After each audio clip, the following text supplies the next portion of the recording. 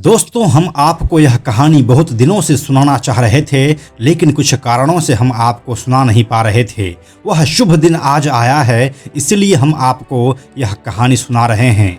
यह कहानी है धनंजय चटर्जी की, जिसे साल 2004 में फांसी दी गई थी। उसके ऊपर अपराध यह था कि उसने एक 15 साल की स्कूल गर्ल का रेप और मर्डर किया था। यह एक बिल्कुल ओपन एंड शट केस था, जिसकी वजह से उसे फांसी भी हुई। लेकिन उसके फांसी के बाद यह विवाद शुरू हो गया कि धनंजय को जिस अपराध के लिए फांसी हुई थी, उसने वह अपराध किया था या नहीं। फिर क्या हुआ था उस दिन और क्या है उस घटना की पूरी कहानी, आइए देखते हैं आज के इस वीडियो में पूरे विस्तार से।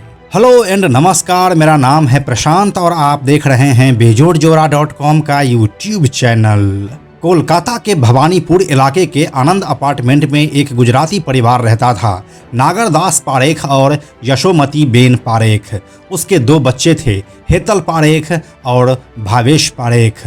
नागरदास पारेख यहाँ पर ज्वेलरी का बिजनेस करते थे। उसकी बेटी हेतल पारेख वहीं पास के ही वेलेंड गोल्ड स्मिथ नाम के एक स्कूल में पढ़ती थी। यह साल 1990 चल रहा था। एक दिन की बात है, हेतल अपने स्कूल से घर आती है और अपनी माँ से शिकायत करती है कि सोसाइटी का गार्ड उसे छेड़ रहा था। 2 मार्च 1990 की तारीख को हेतल पारेख दोबारा अपनी मां से शिकायत करती है कि गार्ड उसे आज पिक्चर देखने चलने को कह रहा था। नागरदास इसकी शिकायत सोसाइटी मेंबर से करते हैं और उस गार्ड का ट्रांसफ़र करवा दिया जाता है। 5 मार्च 1990 को वह गार्ड, जिसका नाम धनंजय चटर्जी है, उसे एक नई जगह रिपोर्ट करना था, लेकिन वह उस दिन वहां न जाकर उसी आनंद अपार्टमेंट में दोबारा ड्यूटी देने पहुंच जाता है। उसके ड्यूटी का समय होता है सुबह 6 बजे से दोपहर 2 बजे तक, यानी कि 8 घंटे की शिफ्ट।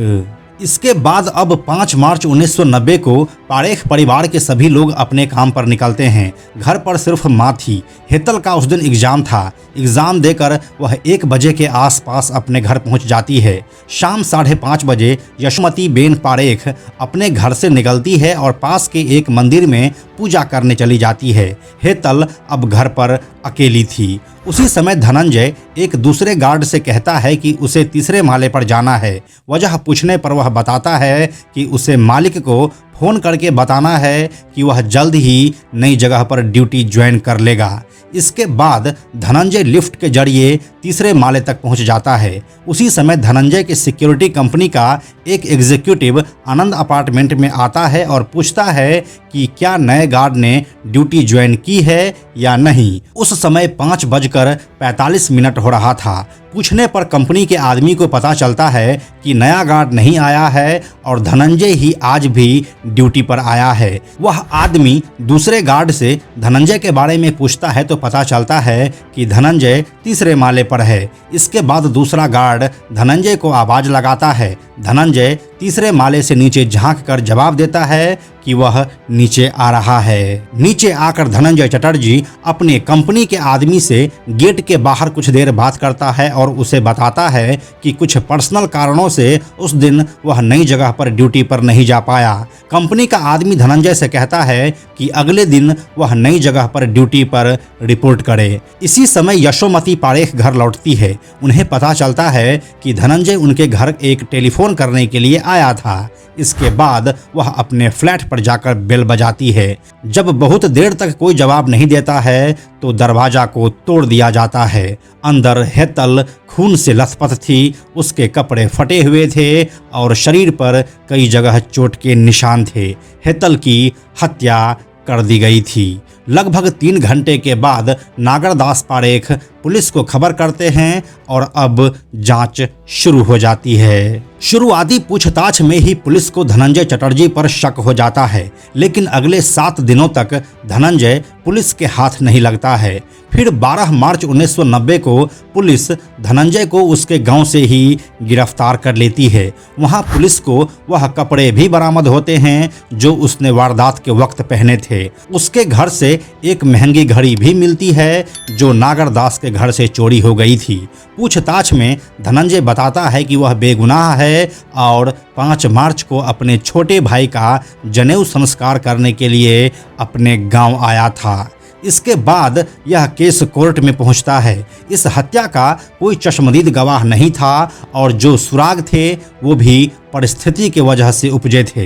इसके बाद सरकारी वकील ने दलील दी कि चूंकि विक्टिम यानी कि हेतल के पिता ने धनंजय की शिकायत कर उसका तबादला करा दिया था, इस वजह से धनंजय ने बदला लेने के इरादे से पहले तो हेतल का रेप किया और फिर उसका मर्डर कर दिया। इसके बाद कई गवाहों ने इस बात की पुष्टि भी की कि धनंजय हत्या के वक्त बिल्डिंग में मौजूद था। सबूत के तौर पर एक पीला बटन पेश किया जो पुलिस को घटनास्थल से मिला था। पुलिस के अनुसार धनंजय ने उस दिन पीले रंग की शर्ट पहनी थी जो पुलिस को बाद में उसके गांव से बरामद हुई।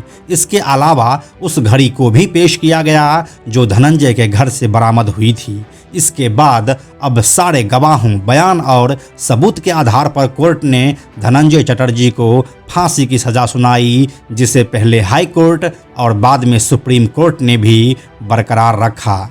14 साल जेल में बिताने के बाद 25 जून 2004 को फांसी की सज़ा तय हुई, लेकिन 24 जून 2004 को राष्ट्रपति APJ अब्दुल कलाम के पास धनंजय की माफ़ी अपील पहुंची और उस फांसी को रोक दी गई। इसके अगले दिन से ही धनंजय चटर्जी के फांसी के समर्थन में कोलकाता की सड़कों पर आवाजें उठने लगी। उस समय बंगाल के मुख्यमंत्री बुद्धदेव भट्टाचार्य की पत्नी मीरा भट्टाचार्य ने भी धनंजय के फांसी के समर्थन में कैंपेन चलाया था। फिर 14 अगस्त 2004 को कोलकाता की अलीपुर सेंट्रल जेल में सुबह के 4 बजे 39 साल के धनंजय चटर्जी को फांसी दे दी जाती है। यह 21वीं सदी में भारत में हुई पहली फांसी थी। इस घटना के कुछ दिनों के बाद ही पारेख परिवार कोलकाता से अपना कारोबार समेटकर हमेशा के लिए इस शहर को छोड़ दिया। यह कहानी यहीं पर खत्म हो चुकी थी,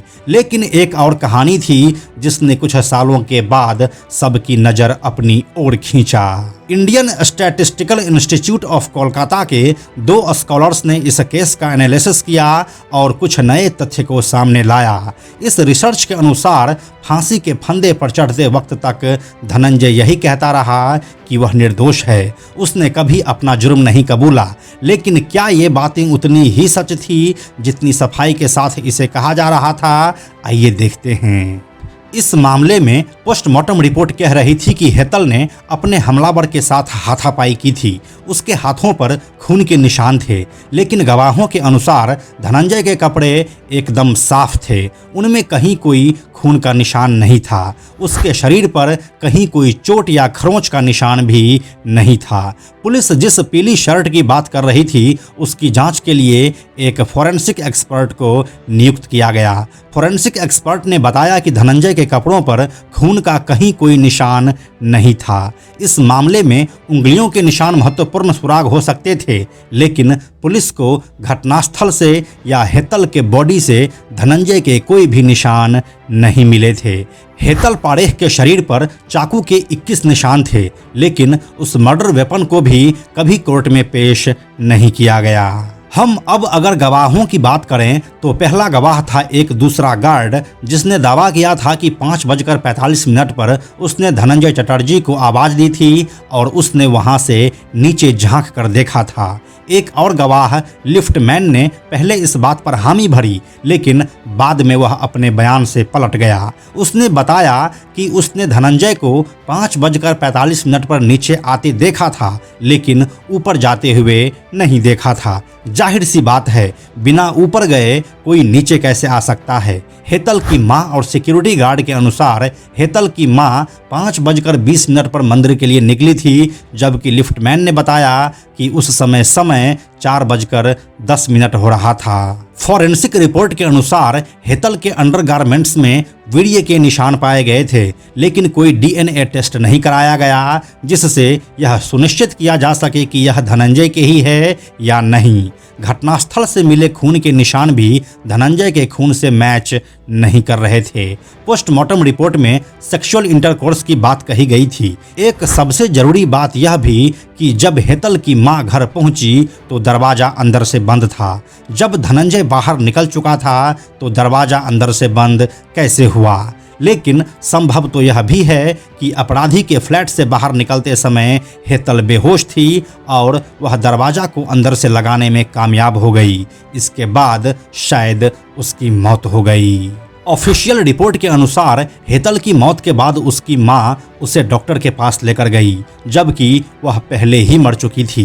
पुलिस को इसके बारे में 3 घंटे के बाद बताया गया। सुनवाई के बाद हेतल की मां ने शहर छोड़ दिया और कई बार वह ट्रायल में भी नहीं आई। जल्दी ही हेतल के पिता और भाई ने भी कोलकाता छोड़ दिया।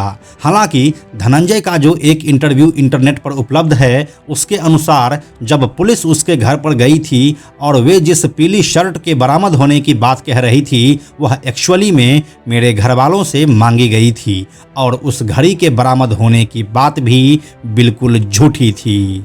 साल 2017 में धनंजय नाम से एक फिल्म आई जिसे धनंजय चटर्जी के पर्सपेक्टिव से दिखाया गया है। इस वर्डिक्ट के बाद एक बात हर बड़े फैसले से पहले सुनाई देता है कि 100 कसूरवार भले ही कानून से बच जाए, मगर एक भी बेगुनाह को सजा नहीं होनी चाहिए।